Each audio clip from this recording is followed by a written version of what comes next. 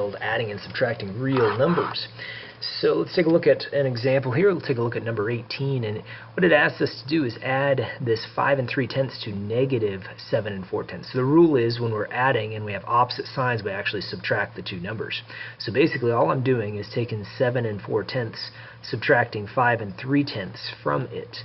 And so when I do that, I end up getting 2 1/10. The important thing with decimals is to line up the decimal points, so we're combining the terms with the same place value. Now, since I have more negatives than positives, that means that the answer is negative. So really what I'm doing is I had negative 7 4/10. I'm adding 5 3/10.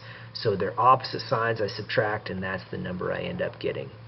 Looking at this one, I've got a fraction. Now they have the same denominator, so I can go ahead and combine them. So the rule here is, since we're adding, we have the same sign, we're going further in the negative direction. So we're just combining these two numbers, 1 and 5/10, or 1 and 5, and that makes negative 6 and a negative 6/9. And so I'm just reducing this fraction, taking out the common factor, and the common factor in this case is 3. So I'll divide by 3, and I'm left with negative 2/3.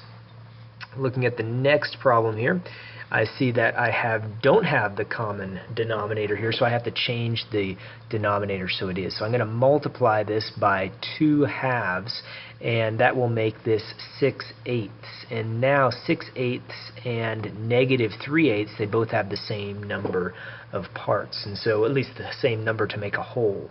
And so I'm combining these two, and the rule again with addition is opposite signs subtract. So I subtract the two numbers, I end up with 3/8. It's positive because I have more positives than negatives. So I have the same thing here, come up with the common denominator. In this case, I just have to multiply one of the fractions. Sometimes you have to multiply both fractions. So here I have negative 2/10, and I'm adding on 7/10. And so when I do that again, opposite signs subtract, so I end up with 5/10. And so when I have 5/10, I can reduce that by taking out a common factor of 5, and that's going to leave me with 1/2. 1/2 is that answer.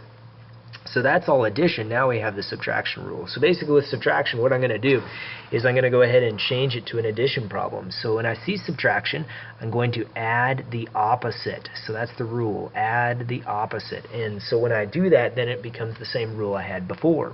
So same sign I add. So I'm just basically taking 4 and 5/10, 5 and 8/10, and adding them together. So I end up again lining up the decimals and carrying this time, bringing down the decimal point, and I end up with 10 and 3/10. Now it's negative because I'm going further in the negative direction. So on this one I add the opposite again. So it was subtracting negatives is the same thing as adding positives. Take away negatives, add positives. So now we have opposite signs, so I subtract these two numbers, 4 and 2/10, 3 and 7/10. And when I do that, I end up having to borrow, and I end up getting 5/10. And so since I have 5/10, I look at the signs now, I have more positives than negatives, so the answer is just 5/10.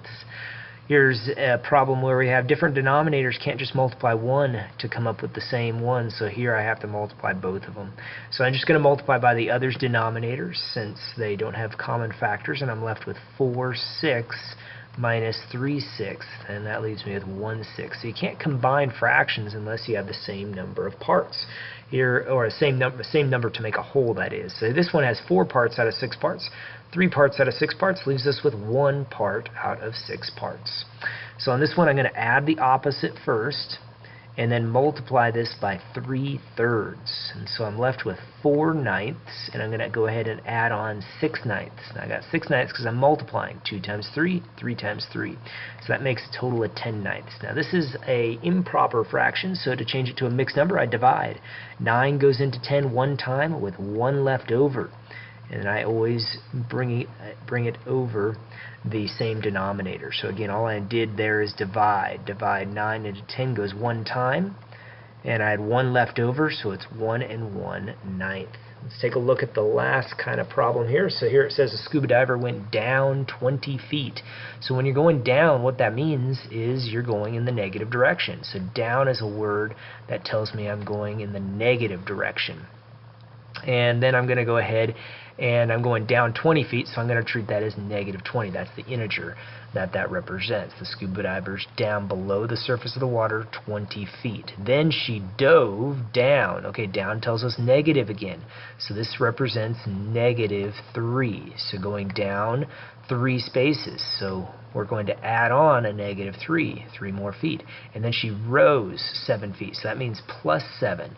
So I'm going to add on a positive 7 and then find out what integer describes her depth.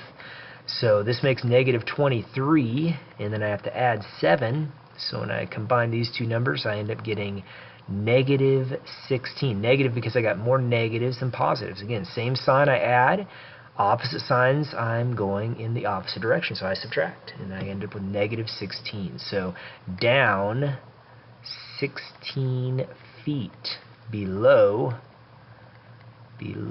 water surface.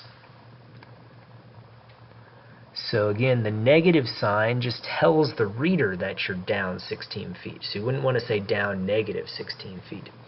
Anyhow, moving on to the next one, it says, without doing the calculation, determine whether this number, negative 47 minus negative 33, or negative 47 plus negative 33 is greater. Greater means the one closer to 0 if negative. If negative, further from 0 if positive. So let's go ahead and take a look at the numbers. So we're not going to do the calculation, but I'm going to add the opposite to see what I end up doing. So I add the opposite on that first calculation, and that means I subtract. So when I subtract, that number is going to get closer to 0. Gets closer to 0. And so that one's going to get closer to 0, but not 0. It's still going to stay in the negative range. Now this next one is negative 47 plus negative 33. Because it's an addition, we have the same sign that's going to get further from 0. So that means that the number is going to end up being smaller. So this is a smaller number. And so what that tells us is this is the one that is going to end up being the greater value right there.